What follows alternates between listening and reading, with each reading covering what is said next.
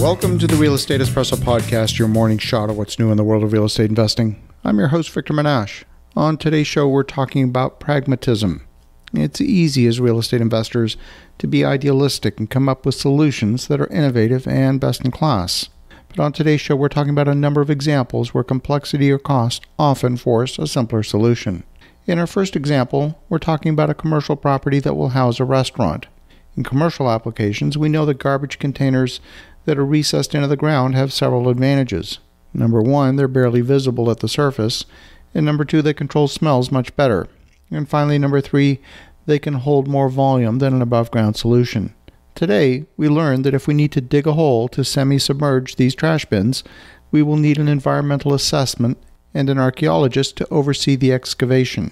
But if we use surface containers and a wooden fence around it, we don't require any such approvals. Now, since trash handling is not truly a first-order value-add component to a commercial product, the added bureaucracy is preventing the better solution from being implemented. We also learned today that any modification that results in the change of the exterior look of a federal government building requires government approval from a special body. But if we want to make any changes to the interior of the building, we don't require any approvals at all. Sometimes the complexity of managing approvals often dictates the answer. We also learned today that cutting any trees would require an environmental assessment to make sure we don't disturb the nests of any rare species. But simply pruning trees and cutting the grass around the trees will not have those requirements. Understanding the specifics of a regulation can often dictate a pragmatic solution. In our second example, we're talking about a design that was completed with input from a client, but with no input from someone who understands cost-effective construction. We had to spend a few hours value engineering features out of a property that never needed to be introduced. Last week, we saw the design of a building where the architect had located all of the infrastructure in the basement. That meant that all of the electrical panels, all of the water heaters, everything was in the basement. The additional cost in wiring and plumbing is exorbitant, especially for those apartments on the top floor. Not only that, the time for hot water to reach the shower or the sink on the top floor of the building would be excessive. The user experience would be terrible, all in the name of saving about 9 square feet in each apartment. There was also an acoustic engineer who proposed fiber insulation inside the interior walls of this residential building. Intuitively, this might make sense. But for those who truly understand acoustic engineering, there's a much less expensive and more effective solution. You see, filling a wall cavity with fiber insulation could cost about $2.50 per square foot. But if you simply add a second layer of drywall with a small air gap and stagger the framing, you can achieve an even better acoustic isolation for under $1 a square foot.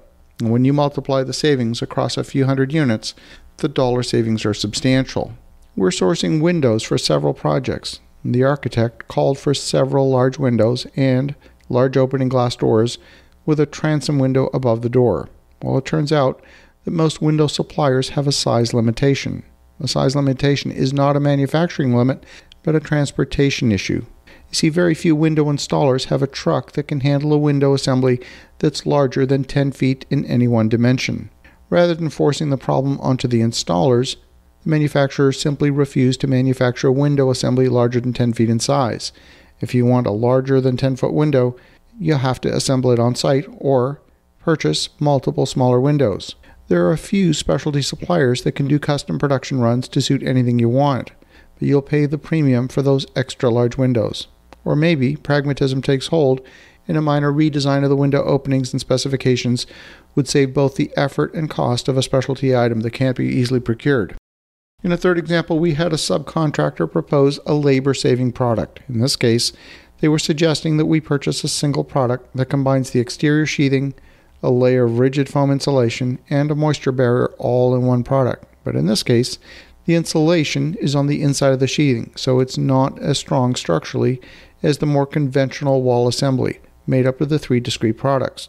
The argument is that it was comparable in price to discrete products and it would take a third of the labor to install. But on further investigation, we found the material was actually 50% more expensive than the discrete products and the labor savings were overstated. In the end, we would actually save money by using the discrete products and doing it the old-fashioned way. These are all the types of trade-offs that we examine on a daily basis. Now, we're not a general contractor. We hire the general contractors, but unless you're willing to immerse yourself in the decisions that are being made, you'll become the victim of decisions that are made for you. Sometimes those decisions will get you a finished product, but at high cost and often with high complexity. As you think about that, be prepared to dive into the details so you understand the scope of what's being quoted for you. Have an awesome rest of your day. Go make some great things happen. And we'll talk to you again tomorrow.